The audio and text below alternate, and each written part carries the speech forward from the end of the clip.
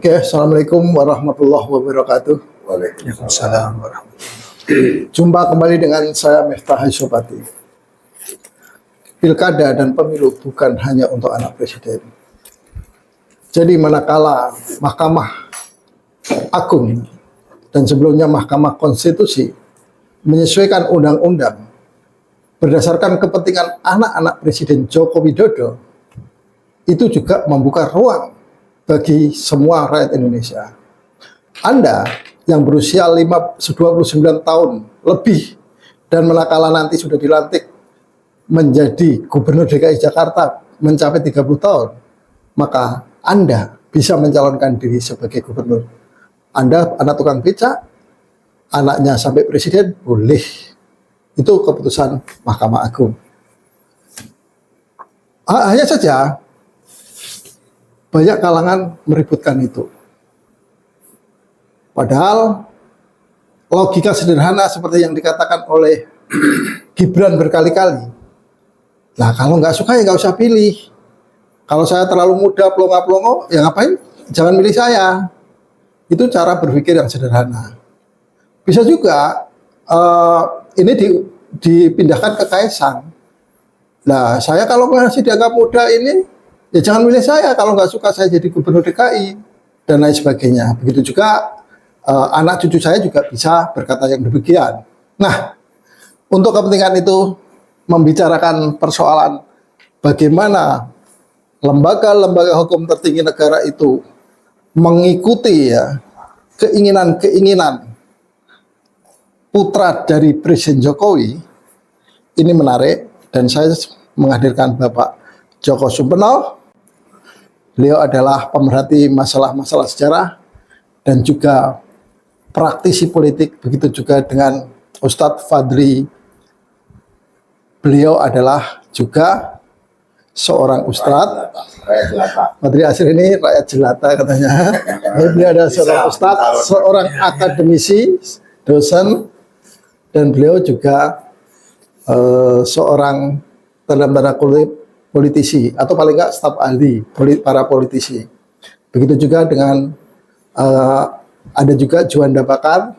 Beliau adalah aktivis HMI waktu masih mahasiswa dan sekarang adalah waktu masih muda.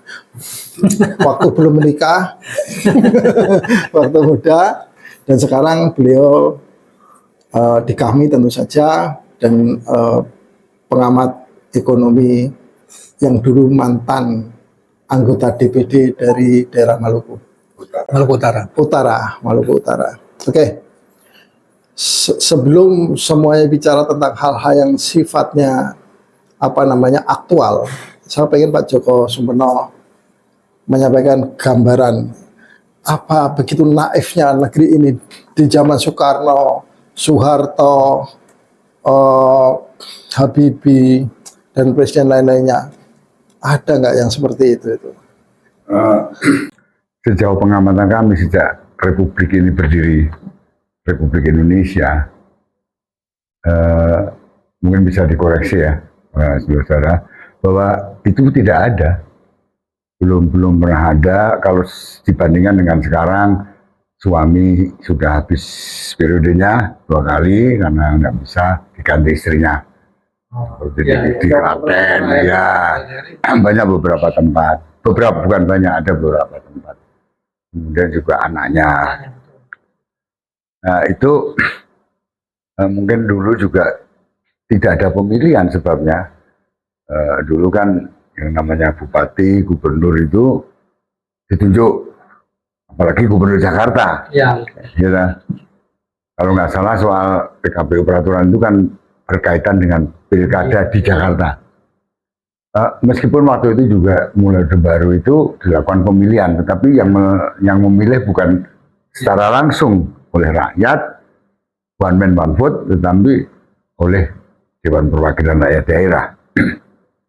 Berkat reformasi itulah kemudian berkembang pemilihan yang oleh banyak orang dibilang amat sangat liberal. Tetapi kalau dari sejarah kerajaan-kerajaan, terutama kerajaan Mataram, itu memang batasan usia tidak ada.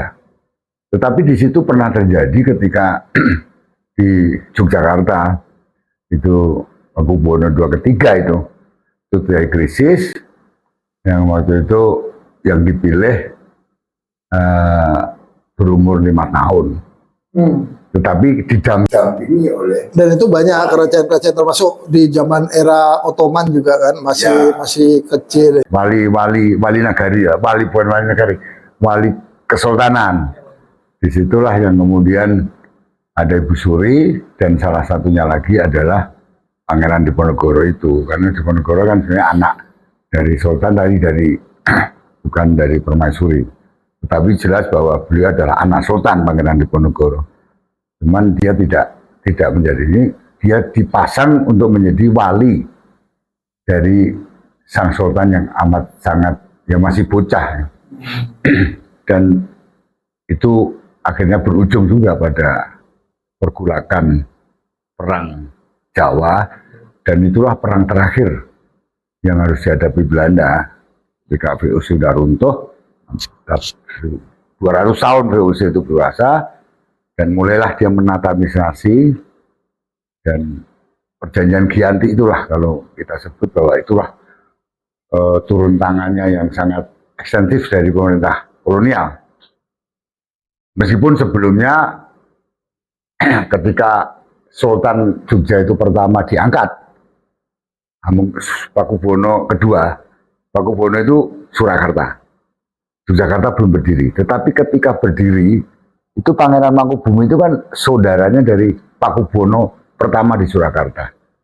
Dan karena Pangeran Mangkubumi ini sama Mangkunegara itu berontak, makanya jadilah perjanjian Giyanti 755 dan diikuti perjanjian Salatiga 1757 itu. Itu dalam sistem kerajaan. Jadi spirit dinasti. Ya, jadi memang sebenarnya apa yang salah bahwa kalau seorang anaknya pengen, ya dah. Tetapi semua itu kan ada koridor peraturan perundang-undangan dan kepantasan. Jadi dan saya secara pribadi ingin menanyakan, apakah memang nggak ada kerjaan lain di dalam pemerintahan ini gitu? Kan jadi pengusaha toko ya lah. Ya, buat diikuti itu orang-orang Minang itu menjadikan Indonesia ini karena perdagangan, karena perantauan, gitu. Bukan karena memburu kekuasaan yang sebenarnya dalam situasi ekonomi yang sekarang, kedudukan rupiah yang begitu tidak berarti di mata dunia moneter internasional. Sebenarnya apa yang kita cari, apa yang dicari. Jadi kalau saya ditanya sekali lagi bahwa sejak Republik ini berdiri sampai hari ini, bahkan seorang Soeharto pun tidak sengaja, bukan sengaja, kayaknya tidak ada petunjuk untuk menyiapkan itu, karena kan ngangkat menteri itu beda, dan ternyata apalagi Bung Karno, Bung Karno itu pesen, jangan sekali-kali anakku ini menjadi politisi, ya, karena politik itu amat sangat berat, karena memikirkan banyak orang, bukan mengambil manfaat dari orang. Dan kata Pak Kasman, politisi bagian dari sebuah kepemimpinan itu, memimpin itu menderita. Ada apa? Bahasa Belandanya Lidenetsnitsen. Jadi itu yang kita khawatirkan, bahwa menjadi penguasa itu dalam mengenai ingin mukti wibowo dari dalam konsep Jawa. Padahal dia dituntut mukti wibowo itu dituntut dia harus mampu menjadi satunya kata dan perbuatan. Ajining diri, sekolati, kemudian berbudi bawa laksono. Nah, itu nggak mudah karena dia meniadakan dirinya sendiri. Sebenarnya seorang pemimpin itu meniadakan diri sendiri. Seperti Ki Ahmad Dahlan itu sampai menjual semuanya demi misinya yang hampir saja putus di tengah jalan kan. Barang-barangnya dijual segala macam. Ada atau pemimpin itu? Yang ada adalah jadi caleg menjadi gila karena sudah terlanjur menjual sawah dan mobilnya, repot kan. Saya kira itu pengantar saya. Oke, Ustadz Fadri, banyak pihak khawatir ya kelakuan Jokowi dalam pemimpin ini menular ke Prabowo nantinya. Apalagi kemarin itu ternyata yang mancing-mancing Kaisang itu ternyata adalah keponakan Prabowo. Ada hal yang dicemaskan orang adalah gaya kepemimpinan Prabowo di Gerindra yang juga menerapkan politik kekeluargaan atau politik dinasti itu juga akan dibawa pula ke istana. Jadi nantinya plan daripada Sumitro Jayadikusuma akan banyak ditarik ke pusat kekuasaan. Menurut feeling Anda, feeling ini bisa, ini apa semacam virus atau gimana, akan keluar atau enggak ini? Pertama saya bukan dokter ya Pak ya. Kan harus dianalisa gitu ya. Iya. Tapi begini ya, tapi ada ini sangat dilematis gitu. Ya. Di satu sisi itu kan harusnya aturan itu mengendalikan permainan. Bukan permainan mengendalikan aturan gitu. Orang main bola gitu ya. Kalau yang mengendalikannya pemain, harusnya gol bisa jadi nggak gol. Ya, karena aturannya dibikin sama pemain gitu. Nah, kalau aturan yang diikuti, kalau dia gol ya harus gol gitu. Nah, saya pikir ini juga jangan sampai seperti itu gitu. Regulasi bagaimana kita gitu. Ya, hukum itu bagaimana ya penguasa gitu. Ya hukum tetap hukum, berdiri pada porsi yang di tengah ya, yang adil ya, yang merata ya. Kemudian bisa menaungi semuanya. Siapapun tunduk di bawah hukum itu gitu. Baik itu pemimpin maupun yang dipimpin ya. Semuanya harus tunduk. Nah, itu dilema pertama. Ya, hari ini kita melihat tadi ada politik dinasti segala macam yang akhirnya merubah regulasi, merubah tatanan, merubah hukumnya. Nah, memang ada sisi tidak menarik seperti ini. Mungkin nanti ke depan bukan hanya soal itu. Soal yang lain-lain bisa jadi berubah sesuai dengan keinginan penguasa. Ya, misalnya bukan soal anak aja nanti. Gitu. Tapi yang lain-lainnya juga bisa akan berubah. Tapi dalam kasus ini saya melihatnya juga dari sisi yang lainnya. Ini kesalahannya juga pada ini sih, pada pepatah Indonesia itu, kasih ibu dan kasih ayah itu sepanjang masa. Gitu. Kasih ibu sepanjang masa. Ya itu nggak ada Terutama ibu, terutama ibu gitu. Ya dia pengen lihat anaknya jadi berhasil juga. Nggak ada orang tua yang pengen lihat anaknya jadi belangsak, itu nggak ada. Dia bapaknya S1, anaknya harus S2. Anaknya S2, bapaknya S2, anaknya harus S3. Nah, saya pikir nih kewajaran kalau misalnya ada orang tua membela anak, itu benar. Nah, gimana caranya? Sudah fitrah ya. Nah, fitrahnya. Dinasti boleh, asal kualifikasi cukup. Nah, nggak apa-apa, saya pikir. Nah, kemudian ya kita sebagai orang muda juga merasa terbatasi, misalnya begitu dengan umur. Iya, Pak Joko, kita ya, saya maksud saya. Pak Joko, kalau saya generasi milenial, Pak Joko generasi kolonial. Jadi ini terbatasi. Kalau kita lihat sejarah ya, tokoh-tokoh inspiratif itu lahir dari orang-orang muda. Nah, ya kalau negara inilah misalnya Soekarno itu dari muda dia berjuangnya dan sangat menjadi tokoh waktu mudanya. Hatta juga begitu. Sudirman jadi panglima itu usianya belum sampai 40 tahun udah meninggal kan sebelum 40 tahun ya. Umur 29 tahun jadi panglima. 29 tahun menjadi panglima. Meninggal 34. Umur 34 tahun meninggal. Itu usia muda. Kemudian ada lagi Syahrir, ada lagi Muhammad Yamin. Muhammad Yamin tuh Sumpah Pemuda umur berapa itu? Bikin teks Sumpah Pemuda, mengundang pemuda seluruh Indonesia. Nah, belum lagi siapa tadi, Natsir segala macam. Ini baru periode sejarah di atas kita. Sebelum-belumnya lagi ada Tariq bin Ziyad, anak muda. Al-Fatih, ya, anak muda. Karena anak muda ini, menurut saya ini duluan congornya pada otaknya. Ya, kalau anak muda tuh enak. Ya. Iya, dia acting dulu, Pak. Dia acting dulu kan. Kalau salah namanya anak muda ya minta maaf, maaf ya. Namanya masih muda, masih banyak salah. Itu luar biasa. Tapi kalau anak muda bener, bertindak bener gitu. Orang bilang gila, itu luar biasa itu anak muda. Masih muda udah kayak begitu.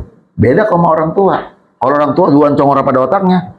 Dia bilang gini, begitu orang tua bertindak salah, orang bilang gini, itu udah tua masih kayak gitu aja.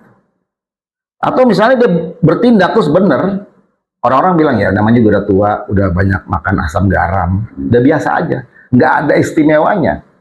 Nah saya pikir perlu juga dibicarakan masalah peluang-peluang anak muda yang punya kualifikasi, yang menilaikan masyarakat dan semuanya ya, diberi kesempatan untuk menjadi sesuatu di negara ini, nggak nunggu tua dulu ya. Kalau misalnya kayak Sudirman nunggu 40 tahun, ya udah nggak ada dia umur cuma 3 bulan tahun gitu. 34 ya? 34 tahun udah nggak ada. Nah saya pikir ini ternyata orang-orang yang inspiratif, terus punya motivasi tinggi, kemudian yang gigih giat itu kan biasanya tercermin kepada orang-orang muda. Ya kan? Masalahnya itu maksudnya saya pikir harus dibuka peluang-peluang itu, tapi dengan cara yang Banyak orang yang mereferensikan Rasulullah diangkat sebagai nabi itu usia 40 tahun.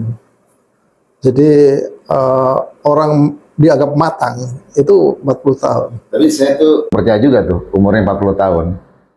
Ya, karena kan waktu itu penonton umurnya nggak ada. Siapa emang ulang tahun Rasulullah dirayain waktu itu juga. Orang penanggalannya aja hijriah itu pas Rasulullah hijrah gitu. Dan tidak pernah ulang tahun lagi ya? Nggak pernah ulang tahun. Dan saya rasa itu juga ya itu menunjukkan bahwa kematangan orang itu kan usia-usia sebegitu, tapi sebenarnya Rasulullah mungkin lebih muda. Nikah aja ya siapa yang bilang Khadijah itu 45 tahun. 40 tahun ya. Kemudian masih punya anak berapa setelah usia 40 tahun gitu. Masa Risti ya, Risti tinggi hamil ya. Habis gitu 4 anak. Khadijah sendiri mungkin barangkali pas lahir juga nggak pernah dirayakan ulang tahunnya gitu. Jadi ya maksudnya tuh ini 40 tahun itu merasa orang matang gitu. Jadi itu tidak bisa dijadikan referensi gitu Ustaz maksudnya. Ya referensinya nggak 100% lah gitu ya, gitu untuk usia itu. Tapi saya pikir, tapi yang tadi yang saya sampaikan itu bahwa peluang-peluang untuk anak muda ya memimpin negara segala macam itu harus dipertimbangkan lagi. Ya. Tapi kalau soal nepotisme dan segala macam, memang kita nggak setuju. Artinya bukan masalah nepotisme aja. Jangan sampai penguasa itu mengatur undang-undang semau dia gitu. Tergantung kepentingannya. Tapi kalau soal yang lainnya, soal peluang dan kesempatan anak muda itu harus dibuka selebar-lebarnya. Karena saya lihat mungkin di negara-negara lain juga banyak pemimpin-pemimpin muda yang sangat luar biasa. Jadi, ya. Ustaz memandang apa yang dilakukan oleh MA itu adalah sesuatu hal yang tidak perlu dipersoalkan. Waktunya yang salah kali ya. Ya, waktunya. Jadi memang waktunya, momentumnya yang ya karena ini lagi dimanfaatkan untuk begini ya. Harusnya kalau memang visioner ini harusnya dirubah sebelum-sebelumnya ya Pak ya. Kalau presiden apa namanya? Jadi maksudnya undang-undang itu salah dari awalnya ya. Perubahannya orang-orang perubahannya. Iya begitu sudut pandang. Ya diralat nyatanya sekarang. Berarti dulu nggak visioner kan yang bikin? Iya. Nggak visioner tuh yang mau merubahnya sekarang. Ya. Kenapa nggak dihitung umurnya gitu? Waktu harusnya dihitung dulu. Wah sekarang waktu itu anak saya nih kalau misalnya saya turun usianya masih segini belum cukup, lihat undang-undangnya. Merubahnya jangan sekarang, merubahnya jangan kemarin-kemarin gitu, udah jauh-jauh hari sebelumnya. Mungkin itu lebih visioner gitu ya, dibanding dia merubah sekarang kan momentumnya sangat subjektif gitu ya. Kentara gitu. Oke, Bang Juanda, bagaimana Anda melihat polemik soal keputusan MA itu? Iya, jadi saya itu sebelum ke ini, waktu putusan MK nomor 90 tentang masa usia juga kan sama ini. Ya. Soal Gibran itu. Sebetulnya saya sempat waktu itu juga berpikir kenapa DPR dan pemerintah waktu itu tidak misalnya minimal 30 tahun atau 25 tahun gitu loh. Toh hasil apa setiap warga negara itu kan punya hak pilih dan dipilih. Itu kan undang dasar bilang begitu. Mestinya ketika DPR memutuskan undang memutuskan bahwa 17 tahun punya hak pilih, mestinya juga harus ada juga hak memilih, hak pilihnya mesti juga diberikan pada saat itu di semua tingkatannya terlepas dari kualifikasi masing-masing. Nah, tapi memang dalam proses pembuatan undang-undang kan kita semua tahu bahwa itu bukan suatu hal yang pikiran DPR atau pemerintah saja, tapi para ahli juga dilibatkan soal pertimbangan penentuan usia ini ya, pertimbangan psikologi, dan macam kematangan kualifikasi dan lain sebagainya pasti dihitung. Oleh karena itu kemudian memutuskan 40 tahun tingkat negara, 30 tahun tingkat lokal misalnya gubernur, dan tingkat 25 tahun minimal. Itu kan minimal. Itu tingkat kabupaten itu dianggap sudah bisa gitu loh. Artinya sudah 25 tahun itu sudah sarjana dan lain sebagainya gitu. Jadi ada ini. Seharusnya idealnya kan tidak boleh belajar dalam proses pemerintah ya, memimpin formal begitu tidak boleh by learning, tidak boleh. Sudah matang, kira-kira sebagian itu sudah kualifikasinya sudah bagus lah, bisa memimpin birokrasi atau memimpin pemerintahan gitu loh. Jadi mereka merumuskan, walaupun kita punya pandangan tadi seperti tadi bahwa ketika pembuatan undang-undang mestinya kan jangan terlalu tinggi gitu loh untuk mengakomodir apa yang dibilang oleh Ustaz tadi. Tetapi dalam proses pembuatan undang-undang itu kan terlibat bukan hanya anggota DPR dan pemerintah, banyak ahli terlibat dalam situ dan pembuatannya. Jadi mereka ahli itu yang tadi ahli psikologi tentang kepemimpinan dan sebagainya terlibat memberi masukan, ahli tata negara, hukum. Jadi sebetulnya ini ya mungkin juga ke depan karena ada tuntutan generasi muda bahwa generasi itu mesti lebih ini. Tapi soal kepemimpinan itu kan bukan soal Anda muda atau tidak muda, soal kematangan, kecerdasan dan sebagainya kan itu yang di pengalaman apalagi pemerintah memimpin organisasi negara gitu. Nah, masalah yang jadi ribut sekarang termasuk para ahli-ahli tata negara ya kalau kita lihat 2 hari ini kita di media sosial, di media televisi dan lain sebagainya, itu adalah pertama momentum, itu betul. Jadi seakan-akan ini semuanya semua akhirnya kan Pak Jokowi yang diserangkan bahwa ini akal-akalannya Pak Jokowi lah apa semua karena momentumnya itu mestinya kan ini undang-undang kalau mau uji undang-undang ini undang-undang nomor 10 tahun 2016 tentang pilkada ini. Kemudian PKPU nomor 9 tahun 2020 harusnya itu kan 1 tahun yang lalu atau apa itu sudah diajukan dari momentum ini yang kemudian banyak orang ke sana. Kemudian yang kedua juga kalau saya lihat Refli Harun maupun Profesor Jainal Arifin Muhtar ya dari Jogja itu mengomentari bahwa ini tidak wajar, tidak masuk akal logika ini dengan menempatkan frasa tentang apa itu. Padahal ini kan persyaratan mesti di awal bukan di akhir. Di antaranya mereka mengatakan begitu. Mereka ahli hukum tata negara yang lebih mengerti lah ininya. Dan termasuk ahli hukum tata negara yang dari Andalas itu. Yang siapa namanya itu? Bukan Saldi. Kalau Saldi kan yang Mahkamah Konstitusi. Ini yang baru lagi ini yang sering tampil itu. Jadi semua hampir kalau kita amati di media itu, semua ahli tata negara menyatakan ini salah. Bahkan ini by order. Nah, selain momentum tadi, jadi seakan-akan ini Kaisang yang mau apalagi ada 1 hari sebelum itu, Dasko 2 foto ini, Dasko up di Instagramnya katanya. 2 nama ini, walaupun kemudian 1 hari setelah ribut Pak anaknya Sudrajat itu membantah bahwa Pak Prabowo panggil suruh konsultasi DPR tidak untuk ke DKI gitu loh. Nah, sehingga ada juga yang semangat bahwa ternyata Prabowo lebih ini soal dinasti daripada misalnya Jokowi gitu ininya. Jadi anaknya Pak Jiwandono itu yang tadi Dasko pasangkan ini loh yang akan ditampilkan dan itu Sekjen Gerindra sudah ngomong juga kan bahwa dipersiapkan ke situ. Tetapi kan setelah itu rame-rame ini dia membantah bahwa Prabowo tugaskan dia untuk DPR, konsultasi DPR tidak di Pilkada DKI. Bahkan dia mengatakan di Pilkada DKI itu Gerindra dan koalisinya sudah menyiapkan orang lain calon gubernur DKI. Bukan Pak Sudrajat punya anak gitu loh. Tetapi kembali ke soal tadi itu kan kalau saya perhatikan paling tidak Refli Harun, kemudian ahli tata negara dari Andalas itu, kemudian ada Jainal Arifin Muhtar dari itu, semuanya mempersoalkan soal putusan ini. Putusan ini mungkin, tapi kalau kita melihat dari seperti tadi momentumnya momentumnya dan tidak tepat sehingga semua orang mengarah ke bahwa ini dinasti Pak Jokowi. Termasuk yang MK punya putusan lalu itu sebetulnya momentum juga. Seharusnya itu jangan menjelang gitu. Wah, 1-2 tahun yang lalu lah kalau memang walaupun ada rekayasa, ada persiapan ke situ, tapi mestinya kan lebih itu. Itu yang membuat ribut. Kalau saya pendapat pribadi ini. Oke.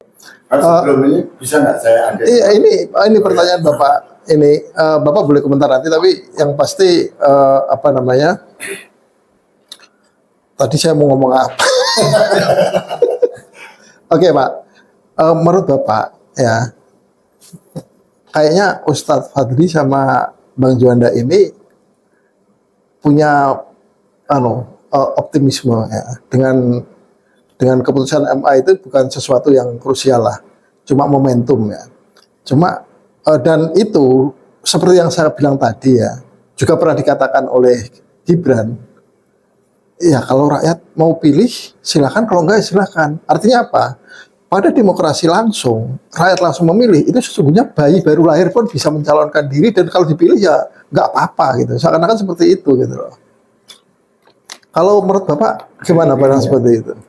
Oke, momentum memang itu soal langgam politik yang sedang berlaku. Tetapi politik ini kan ada prinsip-prinsip yang tidak boleh menyalahi hukum dan hukum itu kan ada yang tertulis, ada yang tidak tertulis. Anda tidak akan bisa menemukan bahwa peraturan begini, bahwa usia anak sekolah itu kenapa SD 7 tahun, ada sekitar itu pasti ada pertimbangan psikologisnya, perkembangan psikologi, perkembangan anak segala macam. Tapi tidak ada bahwa dibatasi kalau sudah umur 40 atau 60 tahun dilarang, nggak ada. Dalam jabatan selalu yang dimulai itu adalah syarat pertama, syarat masuk, syarat mau pendaftaran, syarat awal. Sebentar Pak, ini masalah demokrasi. Ini masalah demokrasi langsung, bukan masalah jabatan. Enggak, itu kan ini kan arahnya adalah jabatan politik kan. Saya ingin merunut dulu dari situ. Bahwa hukum itu bukan teknik yang tidak dirumuskan serta-merta secara sendiri. Dia akan memperhatikan Ada studinya. ya ini masukan dari segala hal, segala lintas. Dan ketika dia bekerja hukum itu ada 3 pandangan bahwa hukum itu determinan atas politik atau politik determinan atas hukum. Di negara yang berkembang, yang belum maju, katakanlah, itu hukum itu selalu dikendalikan oleh politik. Karena memang undang-undang itu yang melahirkan lembaga politik, DPR, katakanlah gitu loh. Jadi ya terima saja. Dan kemudian di situ ada mekanisme bahwa produk politik yang berupa undang-undang itu menjadi suatu hukum itu bisa di judicial review, bisa digugat oleh lembaga-lembaga hukum untuk peraturan di bawah undang-undang adalah MA. Oke, kita memasuki itu. Jadi saya setuju bahwa momentumnya nggak tepat sehingga menimbulkan gograk, menimbulkan gejolak. Dan kelihatan sekali di situ katakanlah tadi dari awal itu, saya pikir memang sudah benar ya bahwa seorang jabatan-jabatan politik itu tidak bisa diberikan pada umur belasan tahun. Dan saya pikir kita perlu nanti DPR juga harus bahwa syarat memilih itu jangan 17, mestinya 21 tahun atau apa. Karena mereka juga nggak ngerti mengenai Pak Ustadz Fadli bilang bahwa soal memberikan peluang pada pemuda, pada kalangan muda, bukan karena saya sebagai generasi kolonial yang tua gitu. Meskipun kami lebih leluasa, tidak ada pembatasan. Ketika ada pemilihan RT itu ada panitia di RT ini contoh kecil. Selain ditetapkan oleh peraturan gubernur itu minimal umur 21 tahun, itu nggak ada. Umur sekian nggak boleh, umur 60 setua-tuanya, paling tua nggak ada. Ketika ada RT bahwa paling tua 60 tahun, kamu udah melanggar. Banyak sekarang orang produktif, gitu. masih bisa kemana-mana itu umurnya 60 tahun. Jepang itu 80 tahun bisa masih kemana-mana. Artinya secara itu menjadi semacam konvensi bahwa pembatasan tertua itu tidak ada. Tetapi kalau pembatasan muda ada. Karena muda ini kan ada suatu periodisasi bahwa ada bilang hidup itu dimulai 40 tahun. Ya, ketika saya pernah di LKU sebuah partai, katakanlah Man lah ya, Pak Amin bilang, saya lihat daftarnya ini, semua hampir umurnya 40 sekian, hampir tidak ada yang lebih dari mau. Dominan 80%, memang hidup itu dimulai dari umur 40 tahun. Gitu. Nah, oleh karena itu, memang di situ adalah, katanya Kiai Haji Wahid Hasyim, umur belum ada 30 itu. Ya, Soekarno udah 41 tahun ketika merdeka. Iya, prosesnya, tetapi ini sudah diangkat oleh pemerintah bala tentara Jepang, kamu nyusun undang-undang. Itu kan jabatan. Itu Bung Karno udah 41 tahun. 40 tahun lah. Gus Salim tadi 60 tahun. Kemudian ada Wahid Hasyim, bahkan yang termuda itu tentara dari Madura, Kavi namanya. 23 tahun. Itu anggota BPU, supaya Madura ada wakilnya. Gitu loh. Karena kan seluruh pulau kan harus ada. Tetapi dalam dinamika itu akhirnya yang paling menang itu ternyata suku Minang. Karena dari 9 founding father itu tiga-tiganya 30%. Orang Minang itu nggak ada 3 juta. Sampai sekarang pun tidak ada 3%. 3% maksud saya. Nggak ada, nggak lebih dari itu. Tetapi dia menempatkan Yamin, dia menempatkan Agus Salim, dia menempatkan Hatta.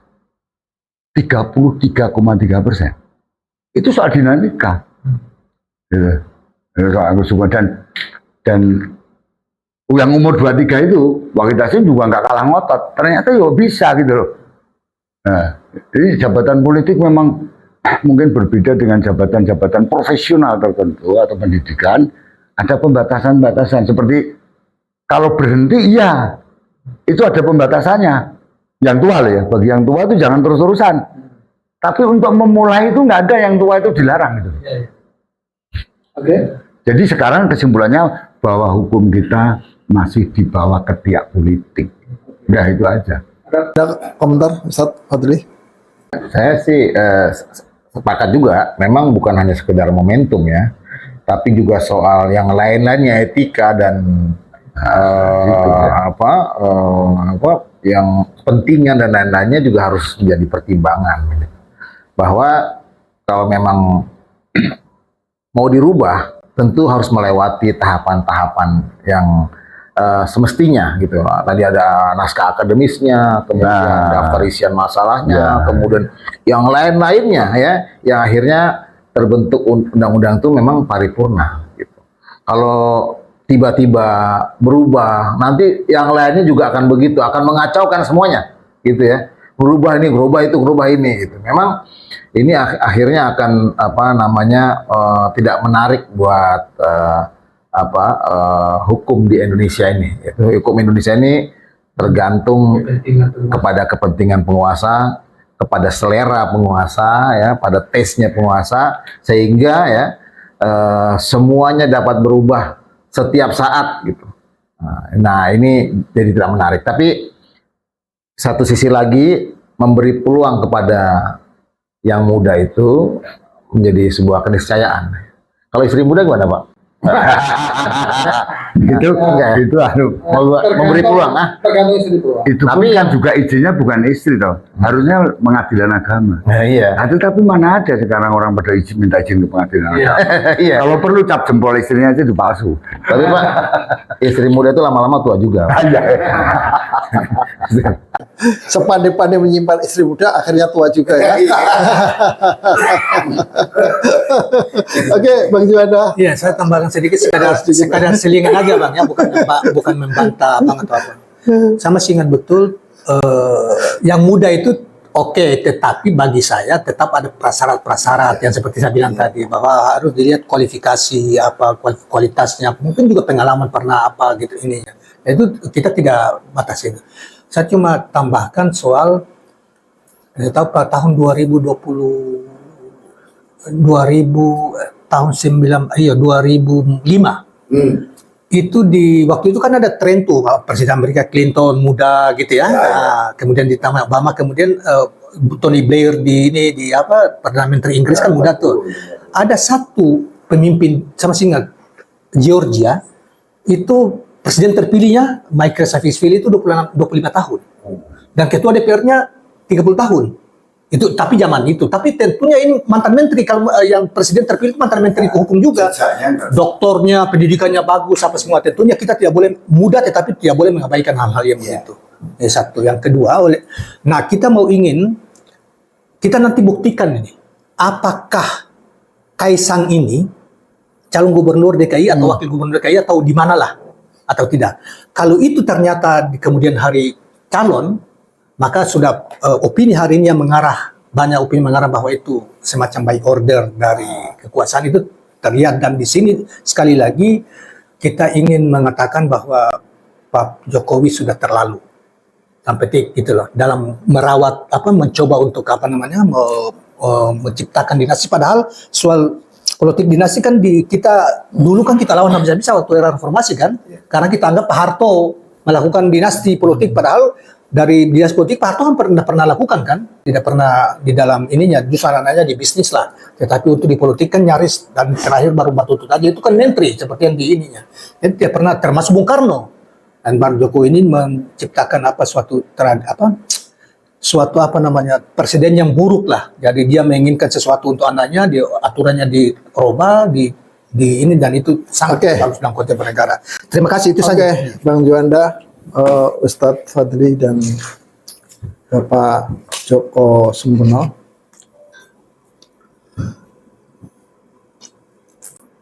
Hukum tanpa etika, maka yang terjadi adalah sesuai dengan selera penguasa. Banyak tokoh-tokoh muda terdahulu yang memimpin negeri ini, tetapi mereka sangat mengedepankan etika. Demikian, Assalamualaikum warahmatullahi wabarakatuh. Waalaikumsalam.